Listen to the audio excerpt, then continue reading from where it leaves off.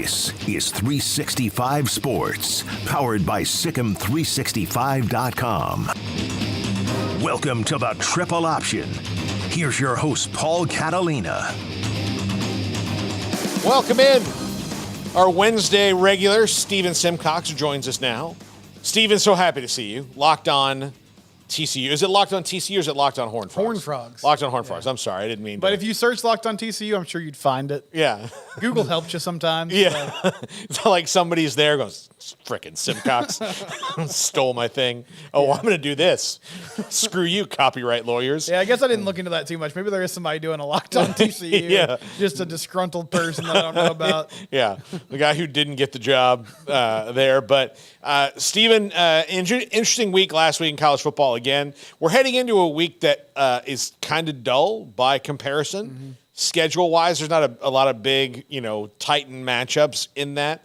But we have 2 weeks of evidence, and that's not near enough to know what's going on. But I did want to start out, and let's talk about some contenders and some pretenders, because there might be some new teams on the scene. For example, the Miami Hurricanes, really, especially in the second half of that game, took it to Texas A&M quite badly. And I'm not ready to say that they're going to win the ACC, but I think the ACC is very much in flux, and I could believe that they are going to contend for most of the year in that conference. Excuse me. Yeah, I could see that. I mean, we talked last time I was here about Clemson and their struggles. Florida State's obviously got back up there to a level that we expect them to be really good. What's your hate level for Miami? Here's the deal. I will describe it. I think I described it to somebody last week as Wes Mantooth and Ron Burgundy. Okay. Where, at the end of the movie, he's like, deep down, with every inch of me, I straight up hate you. But damn it, I respect you. Like, that's how I feel about Miami. Here's the difference. Miami had one of the best two-part sports documentaries ever in the U. It's so good and so interesting and so compelling. And it is that because they leaned into who they are and who they were. And then Florida just had one that's one of the biggest pieces of propaganda ever, and it's because they pretty much lied about what was going on or ignored certain things, including even putting a guy in the documentary who was part of it and then not even bringing it up, like what he had done in Chris Rainey. And so you're like, man, that's such an incomplete picture. So I have a respect for them. I think the same way as Florida State and Miami fans don't like each other, and they're going to talk noise. But nobody's pretending that we're anything other than what we are. And then that's why Florida is probably the most disliked university in that state, because they're the ones who's like, what, nothing bad happens here. Yeah. Sunshine and rainbows. What are you talking about? Aaron Hernandez? We don't, no. Never heard of him. As soon as I saw the Netflix promo where they were just talking about how on Friday nights at midnight they like to go work out in the gym instead of partying, I was like, I don't think Swamp Kings is going to be a great representation of what these years were. I don't know if that's true for all 85 scholarship players. Maybe Tim Tebow and some of his buddies, but I don't think all of them were just packing the weight room on a Friday night or early Saturday morning. But yeah, I like Miami. I think Mario Cristobal is a good coach. And he emphasizes and does something that, even though it's getting less prominent, I guess, you still have to be good up front, right? You have to have a good offensive line, good defensive line. And the way Miami protected against what seems to be maybe a disappointing defensive line for Texas A&M, they got a lot of talent there, but they weren't able to get the quarterback. And then I didn't even recognize Tyler Van Dyke anymore because he was just standing in the pocket, slinging the ball all over the place. So I think the Canes have a chance to be really good, and that's good for college football. I mean, they've been honestly a boring program for a long time. Don't have much of an identity. They're still trying to lean into the swagger and edge, but it's hard to do that when Manny Diaz is your head coach. Yeah. But maybe if they're better, they can reclaim some of that. And so I think the Canes are going to be good. And in the ACC, there's an opening at the moment. Yeah, I think who Miami was for the last 20 years, who they used to be was they were Snoop Dogg, Murder Was the Case That They Gave Me. And then the last 20 years, they've been Snoop Dogg, friend of Martha Stewart. Like that's the difference of who they were and who they are. And so if they can get back their identity, and a lot of it had to do with I think it had to do with the stadium. Like they got like all that kind of changed everything. I mean, they honored Howard Schnellenberger, who built Miami at the game, because they're not at their stadium. They had to put like a temporary banner up, and it just felt like, well, like it's definitely like the Dolphins are like, listen, you guys are definitely renting. You don't own, like you can put it up, but you're not getting a security deposit if there's nails in the wall.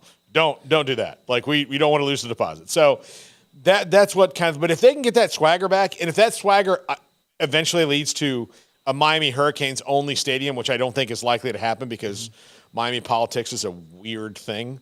And I say weird because I don't want to completely use the word corrupt, but they're interchangeable words. Yeah. So, I think that'd be great. Okay. I think it's okay. I got like ripped in our chat room on the main show yesterday, because I was apparently talking bad about Texas. People criticize you on the show? Yeah, I know. Oh, no, I got to rethink what I'm doing. Yeah. But a Texas fan was like, you're ripping Texas. And I was like, I think this is like the first year in a long time that I haven't, because that was impressive. Quinn Ewers came into his own, and it's like the light bulb came on for everybody.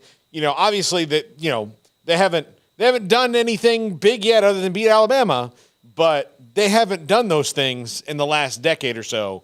And so for them to beat Alabama in Bryant-Denny, that makes me think that they're a contender and not a pretender.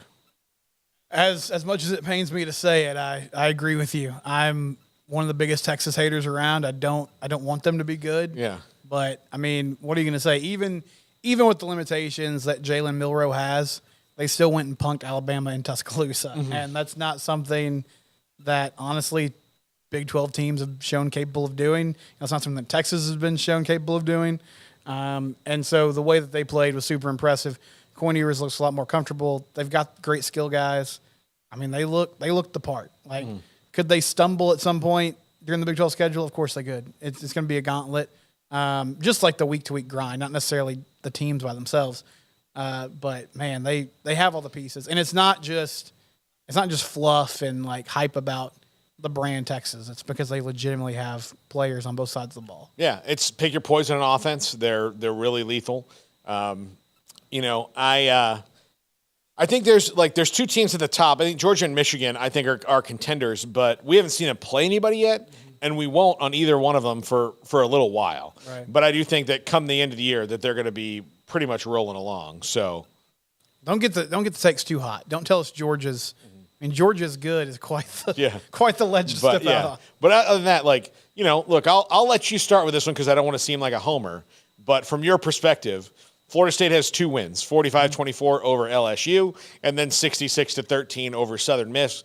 Again, my thought on the 66-13, I'll give you in a second, but Florida State, contender or pretender? I'll say contender. I mean, I think certainly in the ACC, right? Like, they look like the team to beat right now.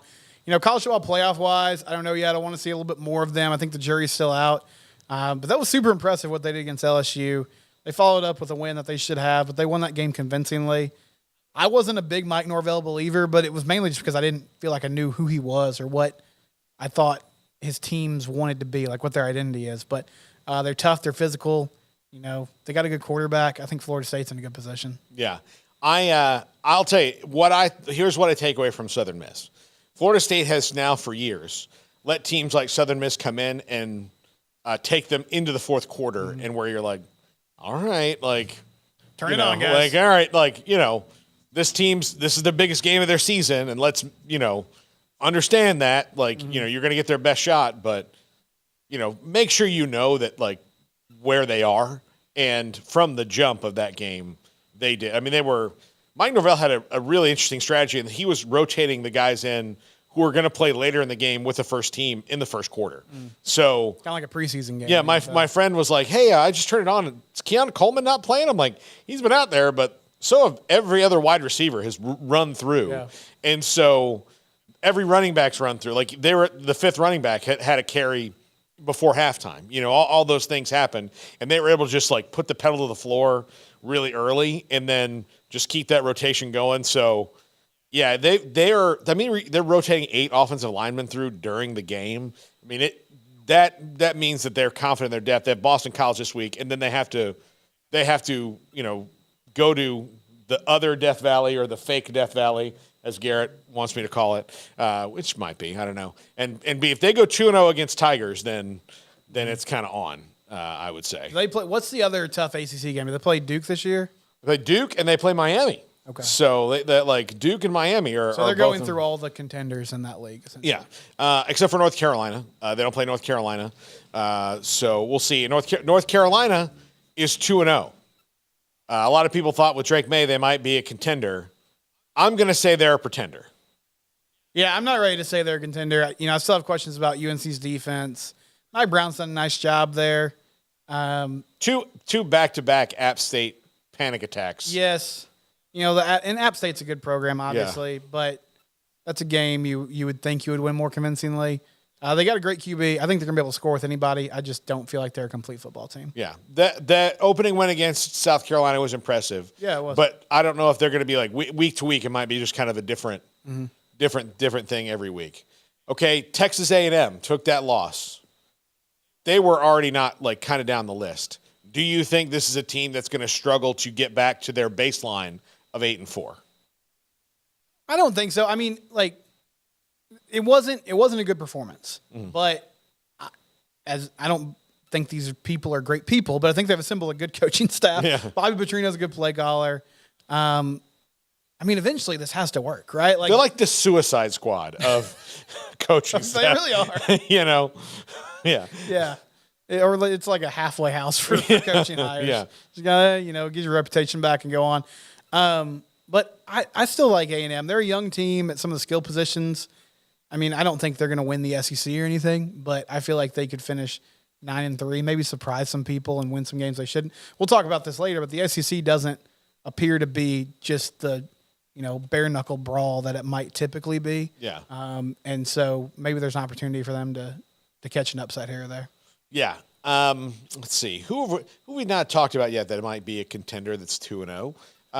We talk USC, Paul? We're not talking about USC. I think they're very scary. But here's the thing about USC. USC, Oregon, Colorado, like all these teams in the Pac-12, like that is going to be a gauntlet of a league. So I think that they're running the risk of being what the Big 12 has been, in that like you're going to have a really good team come out of it, but it's going to be scathed because you're so good that like you're going to have some great games where at the end of it, you're going to be like, well, somebody's coming out ahead in this, but both these teams are equally good. My only hesitation with USC is Lincoln typically has one or two head-scratching losses, which it's unfair to say Utah was that last year because Utah is just a really good football team, and they play very violently and just angry against everyone. But I'm just not convinced they can run the tape. It's always with the defense, right? Like it's always with the defense with Lincoln's teams. Now this offense looks fantastic. Caleb Williams is obviously amazing. But I feel like eventually they'll get tripped up. And I could see them winning the Pac-12. I just don't think they're going to be able to handle more physical football teams that they could see later on down the road. Yeah, like you think about like next year when we have this conversation, it's going to be a whole lot more, robust when we talk about people who can make the playoff. Yeah. But since you're talking about 4 teams, which means that at most anybody can have is 2 losses, and those 2 losses better be good, like quality really resume. Like good teams that are probably also in the like you might have lost to one of the other playoff teams. You might have had a mid-season loss against a team that's just outside the playoff, and then everyone else would have to have 2. Like for 2-loss teams to get in, you have to be the best 2-loss team out of all the 2-loss teams. And then, so you only get one mulligan, maybe, depending on who you are. That, Alabama's got their mulligan. And they actually could potentially get a second mulligan. I don't think that they're going to – I mean, they could very well win the SEC West, but the SEC West, with LSU is still going to be probably pretty good. But, they've got some things they've got to answer and things they got to change, like, using people correctly. Harold Perkins is not a safety. don't Just doing some experiments in week 1, yeah. against one of the Florida State. yeah. Let's get all these kinks worked out. Like, let's not rush our best player at their best player. Let's keep them apart. You're not playing Southeast Louisiana. Let's not do your So experiments. that was some coaching missteps on Brian Kelly's part. But Alabama just if they're going to have Jalen Milroe, if they're going to be shuffling in different quarterbacks, I think they probably have another loss or so on their schedule because it is the SEC West. It is, and I mean, I think like everybody that believed in Alabama before the year, the standard line was, well, they're just so good. Their O-line's going to be so good. They're going to be able to run the ball on anybody. But then you watch that Texas game, and they got pushed around a little bit. And they forced Milroe to make plays, and he couldn't do it. Now, he could get better as the year goes on, but I don't know. I think when you look at the way Bama's constructed, there's reason to not believe in them. It seems like everybody that's kind of was believing in them before the year was just saying, well, Saban surely can't, have another season where they're just sort of out of the mix. So we'll have to see how that plays out. What do you think the ceiling is for Colorado now that they are? I could see them 8-4, 9-3 really easily. I think that they can't really run the ball. They got to figure that out. Yeah. Nebraska is not a fair judge of their defense because Nebraska is not good on offense. And I think most of their games are probably going to wind up, when they play good teams, going to be like the TCU game.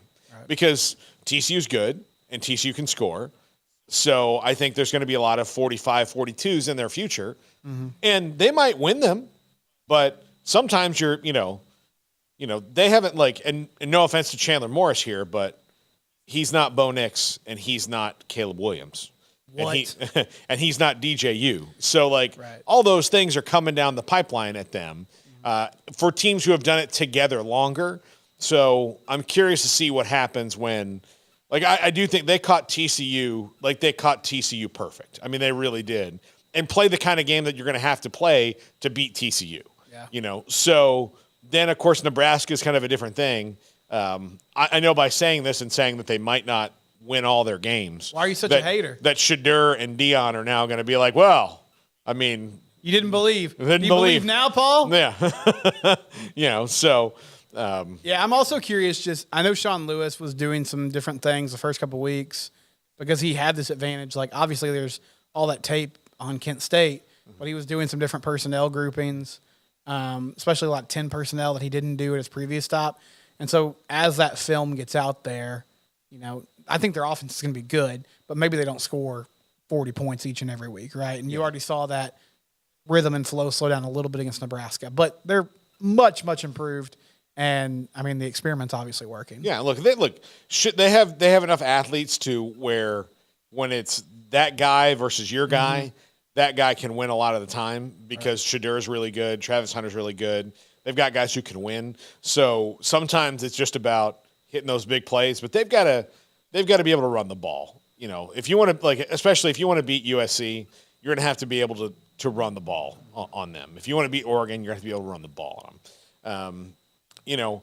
I don't know how I feel about Oregon after Texas Tech. I mean, I think that kind of shows me how gritty they are, that they went into a place and probably did not play their best game, but didn't play poorly by any stretch of the imagination. And now, granted, I've had to watch a very condensed version of that game on YouTube because Nexstar, the home of our local Fox affiliate, is in a battle with my provider, DirecTV, so I did not get to see that game. What a rough year for cable disputes. Oh, my gosh. For sports people. Charter and ESPN worked it out, but apparently Nexstar and DirecTV are just going to lock horns. And so this is a blood feud for them? Yeah. Okay. Yeah, well, next, not this week, but next, the Cowboys play on Fox, and if it's not solved by then I have to change providers. So, hear that, Nexstar? Yeah, clock's ticking. You're about to lose me, Paul Catalina. You're about to listen. DirecTV is about to lose I might be a legacy subscriber. I've been on DirecTV so long. Your days are numbered, DirecTV. That's right. Yeah, they're quaking in their boots. First we got spun off of AT&T, scrambling around. The Catalinas are canceling. Yeah, that's it.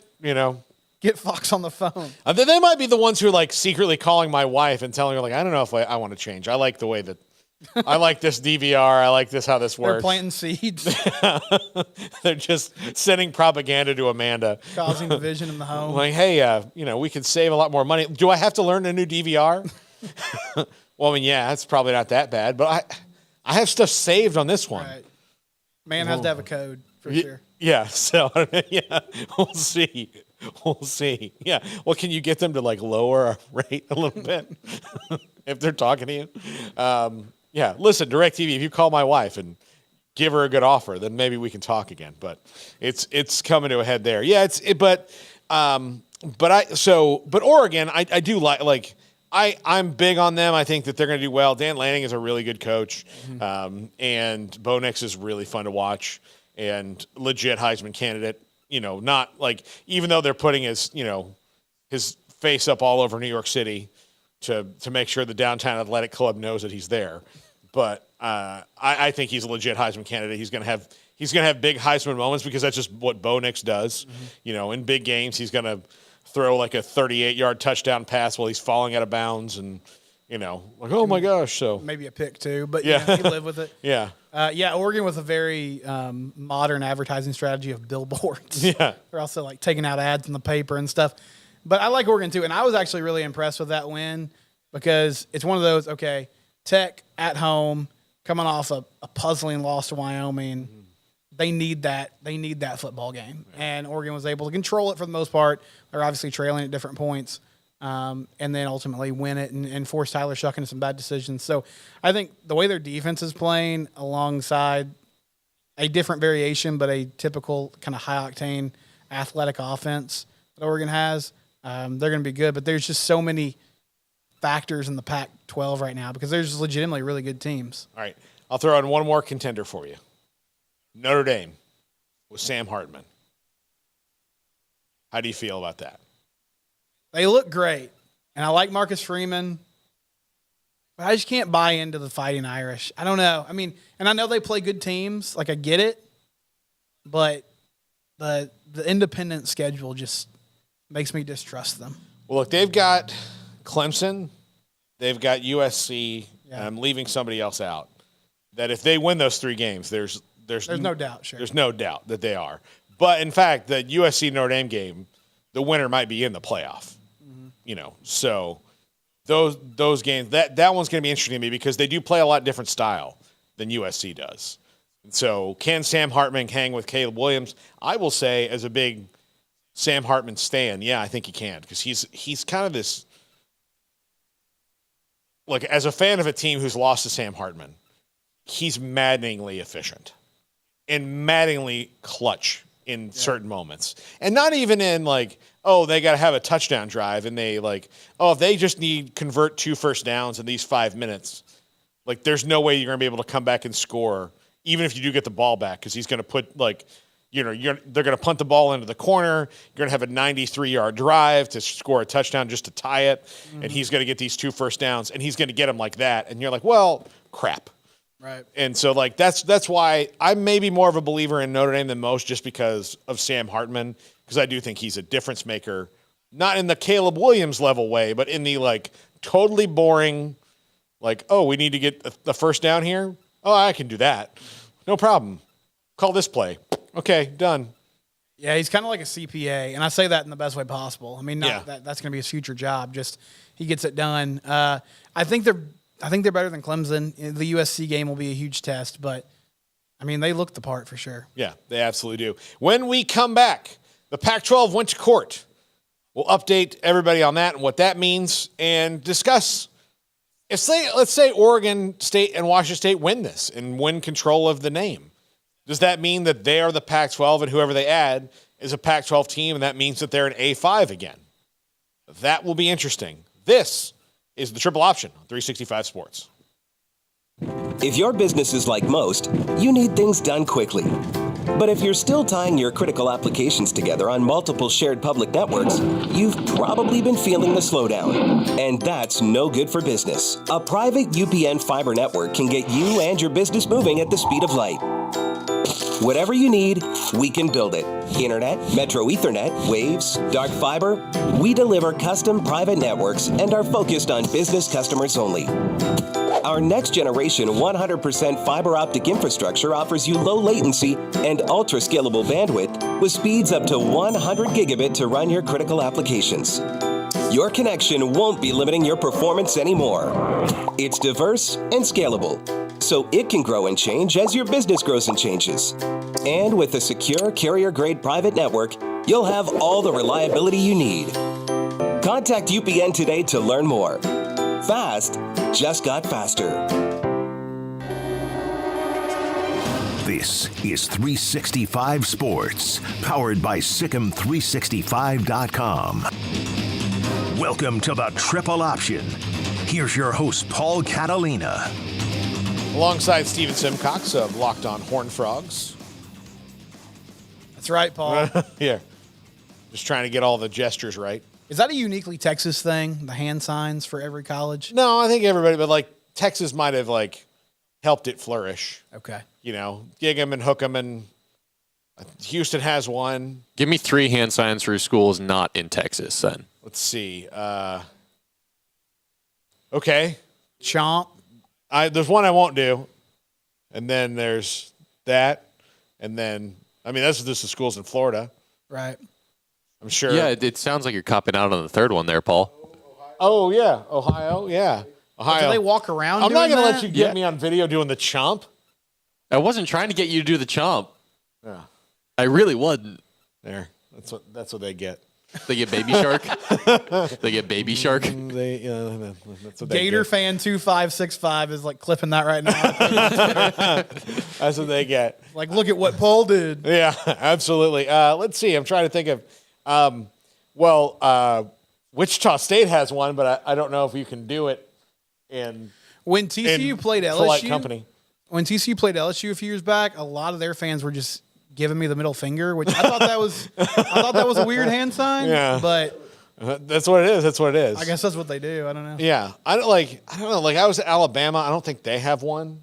I wasn't trying to derail your segment. No. It's a fair I conversation. feel like it's a Texas thing. It's probably more of a Texas thing than an everywhere else thing. I think so too. Yeah. And like some school, like SMU does pony up, which I don't even really know what they do. I think they just have their butlers. But like, do what's it, what's a Wolverine? Like, would you be like, like, what do they do? I don't know. Yeah, I'm not sure. I've never been attacked by a Wolverine, so I couldn't make a hand gesture appropriate to what they do. You know. I think it's a Texas thing. But. Yeah, it's probably unique because Oklahoma doesn't have one, right? Mm-hmm. They just yell out "Boomer Sooner." Right. Oklahoma State doesn't have one. No. Yeah. I think they do some. They do some sort of guns up too. But Oh, yeah. But Oklahoma State has this weird thing where they've stolen one tradition from like every other Big 12 school. So I think the one true one is Oh, the paddles. yes, the the paddles. paddles are theirs. that's theirs. Yeah, that's their thing. You can hear it in the press box. Oh, it's wild. it's legit annoying and disturbing and all those things. And so if you can hear it in the press box, like imagine if you're watching a game and you're a foot away from it Yes. and they're just doing it. It's one of those things and they so consistently do it and like rotate. Like if you get tired, like Steven gets tired, he's like, hey, Garrett, need to go get some water. You got me? Yeah. You got me. Okay, keep going. They're like training their kids to do it. Yeah. It'd be like if you're in your apartment, like, what is that sound? You can't find it. You couldn't go to sleep. That's how it is. It's unbelievable what they do there. But to the Pac-12 now, who I believe is hand signless. Sure. I don't know. Like I won't push back on that. I don't know. I mean, Oregon's the Ducks. That would be a weird. That'd be a weird hand sign. Yeah, it'd be a weird one. USC is that V for victory, I think. Oh yeah. So yeah, there's some things, but Oregon State and Washington State have successfully at least won their temporary injunction that they're in control of the Pac-12, and none of the other 10 are. That's right. Which I don't Get think out would of the take. house, Dad. We're taking over. I don't think would take much convincing in a court of law to be like, hey, so these people don't want any part of this, and they're only trying to steal the money that is there for all of us together, so that they don't have to pay us any of it on the way out. We would like to not do that and maintain it. So can we discuss this before they just say, oh, we're out of the office just constantly. I mean, clearly George Kliavkoff he was in Montana during this thing. So like everybody else is checked out and is out of office here. we're trying to figure out the future of this league. Without them, they shouldn't have any say in it. I don't see any reason. Like, somebody's going to have to convince me that the other 10 are right, or the other 8, I guess. I guess 10. Yeah, I guess 10. The other 10 are right, and Oregon State and Washington State are wrong because they're the ones who wanted to stay in the first place. Exactly. Like, I don't know enough about the legal contract situation. So unless there's some sort of loophole that allows them to have a vote here, common sense tells you, no, they shouldn't have any say in what's happening. There's literally 2 schools left. Like, they should just be able to go to each other's campus and talk about this amongst themselves or send each other a Zoom invite. And, man, George K is just living my dream. Like, he's out there. The Pac-12's crumbling. He's living in Montana. He's going to get paid this year to just sort of him haul around and do his thing. What a gig. Just drinking a cup of coffee. Yeah. Like, looking out over his, his acres, just thinking he's Kevin Costner for a minute. Yeah. Do you remember the episode of The Office where Jim has a new boss and he goes with his new boss to a sales conference and they meet Michael and Dwight, and his new boss makes a joke and Jim and him laugh about it, and Jim's like, sorry, inside joke, and Michael says, oh man, I love inside jokes. I'd love to be a part of one someday. That to me is like the George Klaikoff experience. It's just, he's just kind of constantly figuring things out after they happen. Yeah. It's like, oh man, you guys had something planned? That's crazy. Yeah. So you don't want to sign this Apple deal?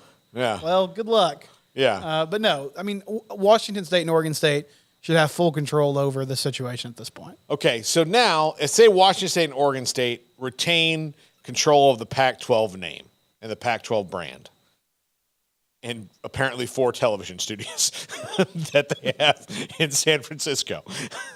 A terrible place to build them.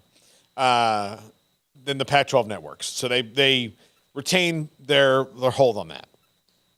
And they go to the Mountain West and they say, listen, instead of you guys all paying exit fees, let's just merge and call ourselves the Pac, however, 14 or whatever you want to call it. Yeah.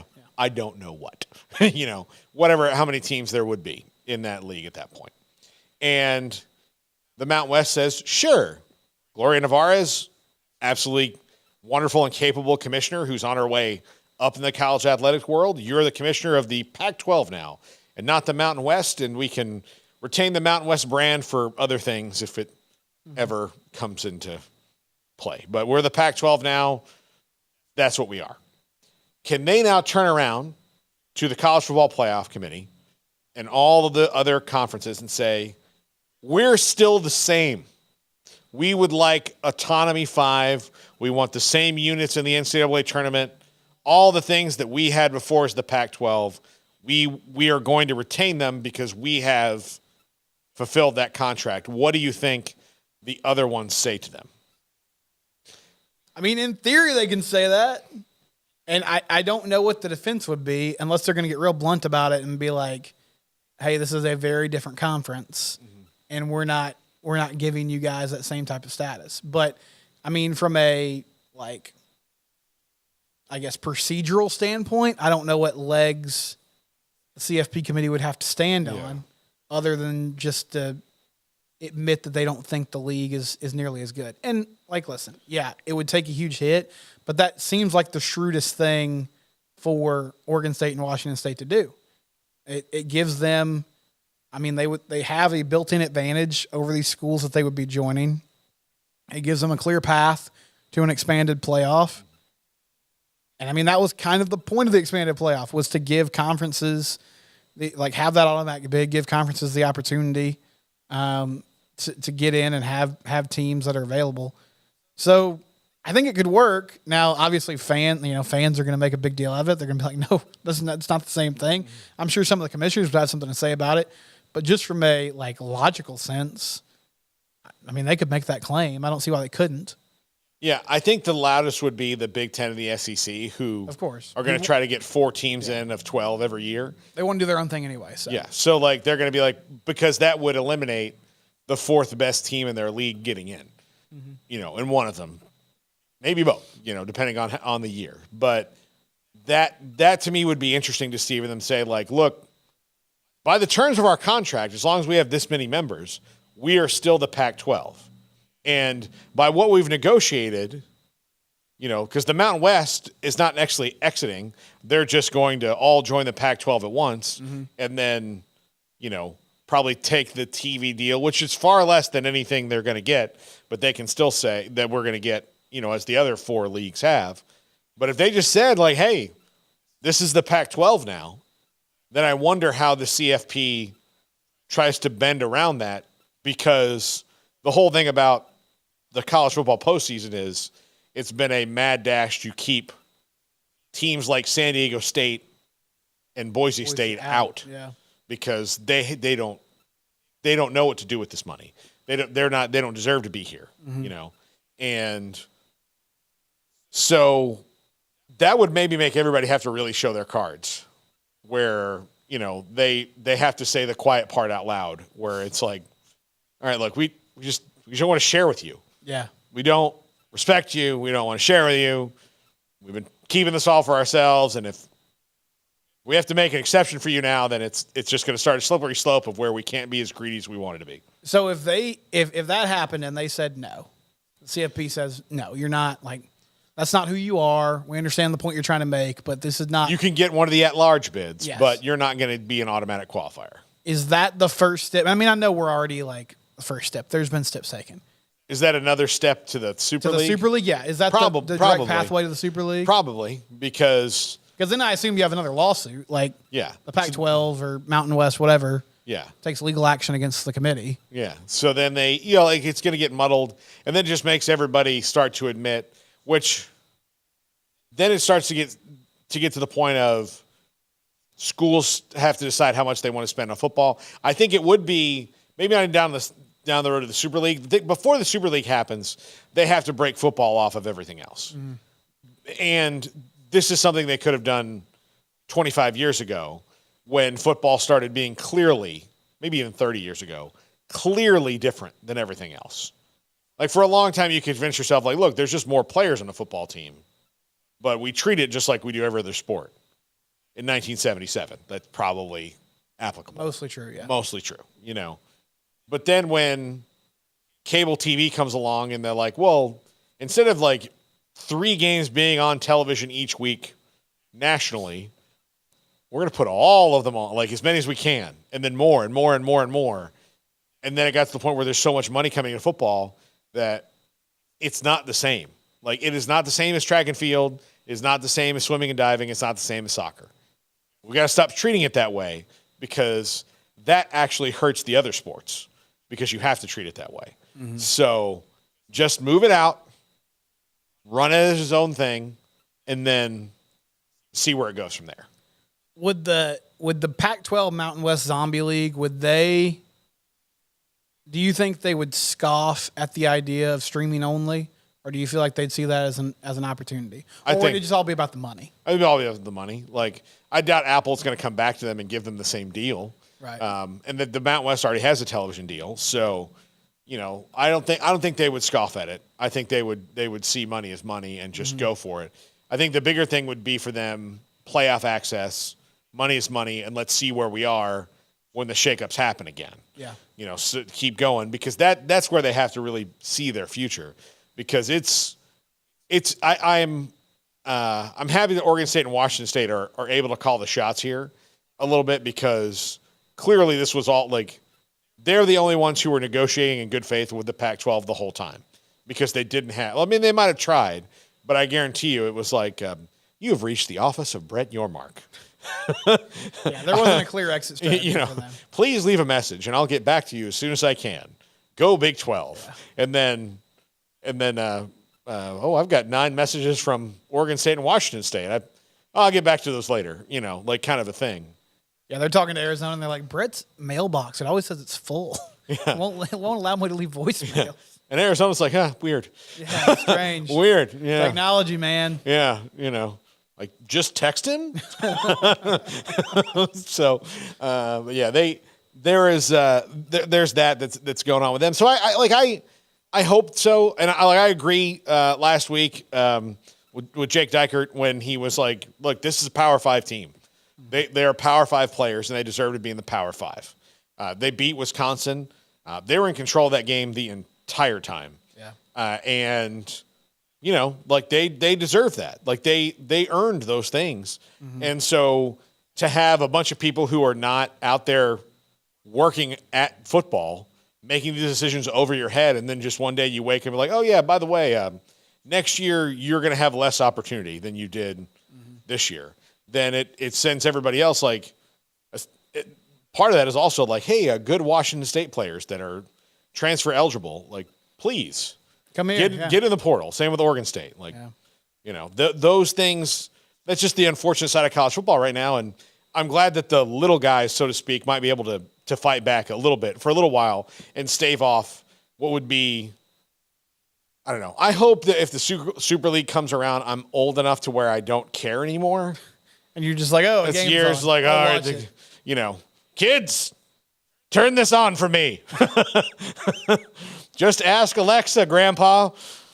I don't trust that woman. But yeah, that's what I'd like to do. That's Washington used to be in the Pac-12. Okay, Grandpa. Yeah. They played USC. They still do. Oh. Washington State used to play a thing called the Apple Cup, where they would win apples, apparently. All right, calm down. Thanks, Uncle Paul. Yeah. All right, take your pills. Here's your Price is Right reruns. Yeah, don't yell at the nurse anymore. So, yeah, that's what I hope, because I don't know if I'll enjoy it the same if it completely changes.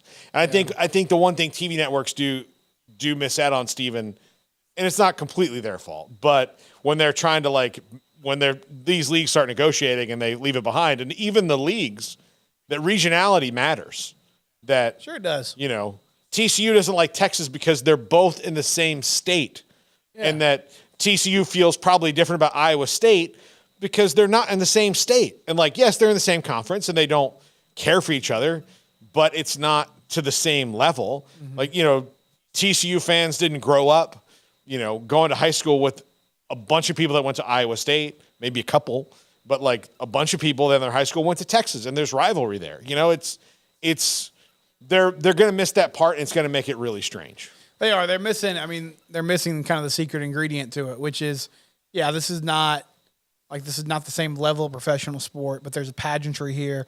There's a meaningfulness here that you can't really capture always in the NFL, but it's moving that way one way or the other. And people like you and me are going to still watch the games. Yeah. So they don't care. Yeah.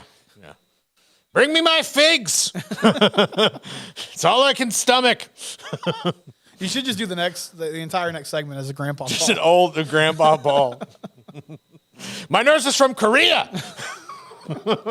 Grandpa, don't. Yeah, let's not open up that can of worms. Yeah, I don't know.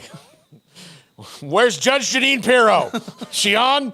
I don't know. There's so many bad things I can say.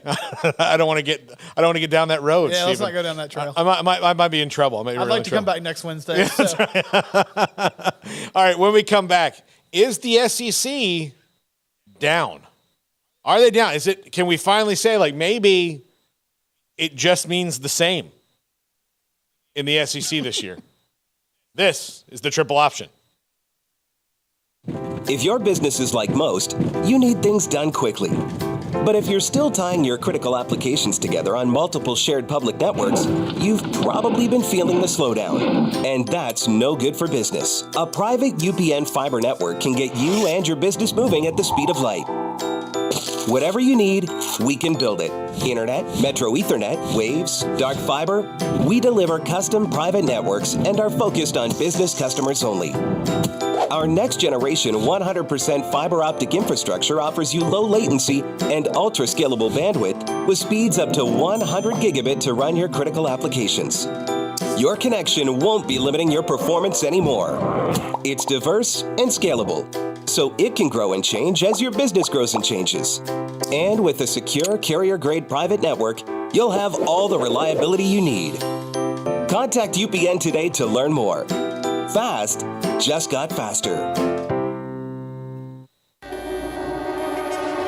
This is 365 Sports, powered by SicEm365.com. Welcome to the Triple Option. Here's your host, Paul Catalina. Welcome back to the Triple Option. Paul Catalina, Stephen Simcox, locked on Horned Frogs with me. And Stephen, the SEC, look, Georgia's still Georgia, although I think they're going to look bored a lion's share of the year. They certainly did against Ball State in the first half. Yeah, because they don't have, and this is not indicative of what their scheduling has been. They've played some good teams in the non-conference in years past. They've just, because Oklahoma's rotated off, because this is, I believe, the first year they're supposed to play them, and then next year they're like whatever that was. So that game's gone, and they've kind of, there's a Ball State on the schedule and all that. The early part of their schedule probably not as fun. They play South Carolina this week, which is interesting, but Georgia outside of this. But you look around after Texas beat Bama last week, LSU's already taken a loss, and granted, those are both to big name teams in Florida State and Texas, but they, Ole Miss struggled against Tulane, who's better, and Tulane beat USC last year, almost won the game without their starting quarterback. Right. Tennessee played with their food with Austin Peay. All these things that kind of happened here. Yeah, Auburn escaped against Cal on the road the other night. There's reason to believe that the SEC is down a little bit. I have my own theory, which I've kind of been saying on the show the last couple of days, which is the transfer portal is hurting the SEC maybe more. Like, it helps, obviously. Mm-hmm. Like, it's a very cyclical thing, but there are now – you can't stash players anymore and wait for them to develop. You're a TCU guy. Your roster this year is peppered with ex-SEC players. Yeah. Peppered. LSU, like, how many Alabama guys? 4? 3? Mm-hmm. It's a really easy sell, right? Like, okay, you're not playing there. Just come over here. You can play. In a lot of instances, as you get closer to home, right, you go find, okay, which guy on this roster is from... Oh, yeah, Brockermeyer. He's from Texas. He's from the Metroplex, right? Yeah. And he comes and plays. I think it definitely looks that way on paper right now. They're down. The top of the league is still really good, but Bama looked mortal last week. You talked about LSU struggles. The SEC West in general, when you got Mississippi State and Auburn kind of in a transition. A&M got thumped. A&M got thumped. And we talked about Ole Miss, kind of struggling with Tulane. And, there obviously seems like Lane Kiffin, there just seems to be a ceiling there. They're going to be a good team, probably not a great team. And so top to bottom, are they as stacked as they've been? No. And maybe that opens up, a slight window for some of these other conferences, even though you have like the team that just beat Alabama is going to the SEC next year, along with Oklahoma. But it does feel like there's a different energy there. And the transfer portal makes a lot of sense. It's easier than ever to build your team quickly.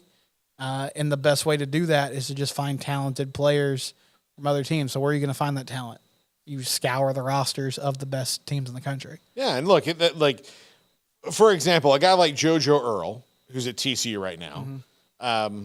And I mean, nobody in Fort Worth is talking about thank God they have JoJo Earl yet, but he's a really good player. He's a really talented guy. And he would have been the third or fourth wide receiver on Alabama this year. Mm-hmm. But he can come to TCU and probably eventually be the number one guy, right? Yeah. And so he's there. And so instead of him being the number 3 or 4 for a year and then being one of the top 2 in his junior year and going to the NFL out of Alabama, he's going to go to TCU a year before that would all happen, and there's no patience anymore. It's just gone. Brockermeyer is like, okay, well, you might be the 6th offensive lineman at Bama, but TCU has an opening at your specific position. Mm-hmm. So, boom, there, you're starting. And even though next year he would have been a starter no matter what at Alabama, but it's all about the now. Yeah. So now you don't have developmental guys, and you're getting out of the sometimes you don't get equal things out of the transfer portal. Like it's, sometimes you throw in a JoJo Earl and you get out Jermaine Burton. Like, okay, right. That's a win for Alabama, right? Yeah. At least right now. Sometimes you throw out a Brockermeyer and you get a guy who is kind of just a guy, but he's good enough to be on your roster, but he's not, the murderer's row that you've had before. Mm-hmm. Well, I don't really know what they can do to combat that besides just and I'm talking about Alabama specifically, but besides just hitting the portal hard, how do you kind of make up for that? And then, I mean, is there a team in that league right now? I guess maybe Tennessee. Like, who is the biggest threat to Georgia if there is one? I think Tennessee is right now. I think LSU can be. Yeah. I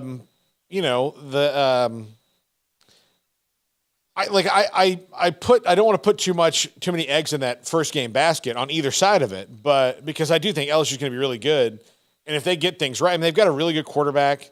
They just, they've got to establish a running game outside of him, and so if they do those things, if you just tell Harold Perkins to paint an X on the quarterback and go, then I think everything's going to be all right for them. But I think LSU could. I mean, Alabama might be able to, but again, if you look at last year, Nick Saban said, well, the only games that we lost by one score. But yeah, you also beat A&M by one score, and you had close games for the first time in a long time. And the reason that you maybe won some of those games because you had Bryce Young, and now you don't have Bryce Young. And so since that's over, and now you're in a developmental phase at quarterback, maybe those close games you're not going to win anymore. Georgia might find themselves in a similar position if Carson Beck winds up not being that good, but he looks like he's pretty good. I mean, he does, yeah. So I can't make that assumption. And look, I think somebody's probably going to jump up and bite Georgia because it's really hard to do what they're trying to do because nobody's really done it. Nobody has done it in the modern era. Like since World War II, nobody's won 3 in a row. Right. It's not a hard thing. It's a hard thing to do.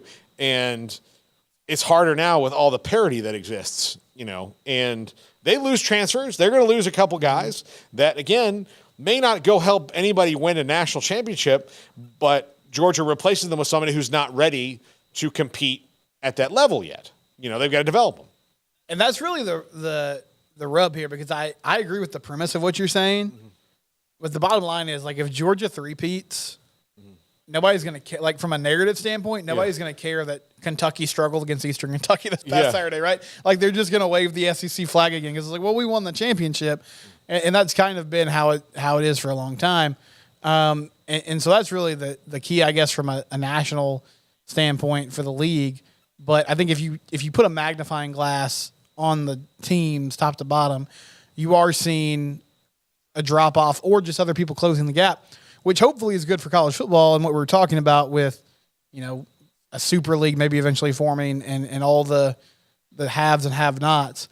But it does feel like this is a different year for the conference, and maybe there's an opportunity here for that gap to be closed. At least when we're talking about parity within the conferences. Yeah, absolutely. I think that, and look, I think that the real, end game here is the SEC champion is in, and the runner-up in the SEC is not.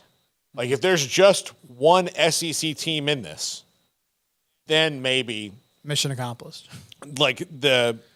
And I think to make it, to drive it home would be there's one SEC team in this, and you can't make, but for the fifth or sixth team that's doesn't get in and be like, well, if only that had not happened, They have 2 losses in the SEC, but,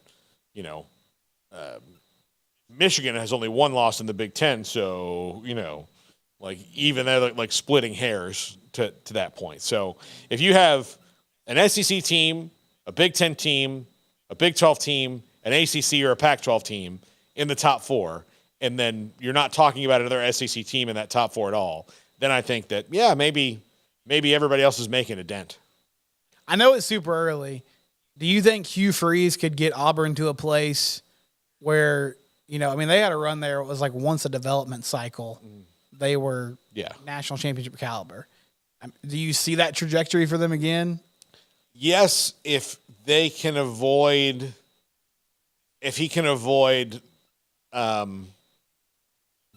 the least patient fan base in America, because, and look, he'll probably do really well in the portal. He'll eventually, right now, clearly he's got a quarterback that he's just well, this was the best guy I could get. You can kind of see, Keon Coleman went to play for Jordan Travis because that was his quarterback. quarterback at Michigan State. So there are those things, like once he gets his quarterback, which I think he wanted Grayson McCall, and then that, for whatever reason, that didn't work out, that he went back to Coastal. But once he gets his guy in there at quarterback and everything, yeah, I think they'll contend. I mean, because that's kind of how they are. And then because they do so well, then the weight of expectation takes the least patient fan base in America and makes them go, okay, we would like 7 of these in a row. And you're like, well, no one has won 3 in a row, so let me get to the second one. They're like, no, 7 in a row. We would like the University of Alabama not to exist. Like when you beat them, the university disintegrates. Like in Infinity War. Like that's what we want. You stab your fingers. Done. That's what we would like. And like, I don't know if that's going to happen. Like, well, then you're a quitter. We don't need that attitude here on the Plains. So, I think that if they do, like Hugh Freeze is an excellent coach. I question like how you can know all you know about Hugh Freeze and then go, yeah, this guy's trustworthy. Seems like the guy we need. There's definitely a few red flags there. Yeah. But it is a league that's in a lot of transition. I mean, Florida has a really good recruiting class, I know, coming in next year, but they're rebuilding again. We talked about Tennessee is good, but they have some limitations. And so I guess it's just going to be a matter of how long does it take some of those schools? Does it all come together for them? But at the moment, it definitely feels like it's a top heavy league. And top heavy meaning there's one really, really, really good team and some other good teams, but not the dominance you would typically see in that conference. Yeah, absolutely. Well, Stephen, thank you so much. I enjoy our time so vividly. Thanks, Paul. I like to make the end like Mr. Rogers. Just talk about what we learned about each other. What did we learn today? I need to get a sweater and change my shoes. 56 minutes into the show. I like that. Yeah, just like start walking out the door. All right. And then guys. Everybody knows I'm going to be like back in here in an hour sitting 4 feet away. But this is a different Paul. This is, this is independent Paul. This is comfy chair Paul. Yeah. No hallmonders. This is you can't hide the stomach in the chair Paul. And that is desk Paul. That's corporate Paul. That's corporate. Yeah, that's I'm a stooge for the money over there. Over here, we're fighting the power. That's Mr. Catalina. Yeah. This is just Paul. That is Manhattan. This is Portland, Oregon, right here. Those are the differences. This guy might take me to Dave and Buster's. We're over there. I've got to take you to Morton's. Bottom line. Where Ruth's, Chris, or Morton's are nowhere. Right. But we'll see you again next Wednesday. TCU and Houston this week. Houston they've had a very narrow win against UTSA and a very maddening loss to them against Rice. Yes. And then now your TCU Horned Frogs welcome them this week, right, to Fort Worth? It's in Houston. It's in Houston, okay. Yeah, it's actually primetime game on Fox. It's Houston's Big 12 opener. Yeah. So don't really know what to make of either of those teams. I mean, conventional wisdom tells me TCU should win, but both have had very strange starts. And like Doug Belk a couple of years ago was sort of the hot assistant name around the state. That defense didn't look great against JT Daniels last week, but a good early season kind of barometer for both those teams. Yep. JT Daniels has been to every college. Yes. He's been he's been to every one of them. USC, Georgia, West Virginia, Rice. Yeah. Next year, he's going to play at Howard Payne. I'm excited. He's going to go to as many schools as he can until he gets to all of them. Navarro, there's still a chance, guys. Yeah, exactly. He'll find the loophole. That's what his name should be. Loophole Daniels. Yeah. JT Daniels can go to 4 schools. Tez Walker can't play the second one. Yeah. Doesn't make a lot of sense. No, absolutely not. That's going to do it for us. Have a great day, everybody. Main show starts at 3:00. If your business is like most, you need things done quickly. But if you're still tying your critical applications together on multiple shared public networks, you've probably been feeling the slowdown. And that's no good for business. A private UPN fiber network can get you and your business moving at the speed of light. Whatever you need, we can build it. Internet, Metro Ethernet, Waves, dark fiber. We deliver custom private networks and are focused on business customers only. Our next generation 100% fiber optic infrastructure offers you low latency and ultra scalable bandwidth with speeds up to 100 gigabit to run your critical applications. Your connection won't be limiting your performance anymore. It's diverse and scalable, so it can grow and change as your business grows and changes. And with a secure carrier-grade private network, you'll have all the reliability you need. Contact UPN today to learn more. Fast just got faster.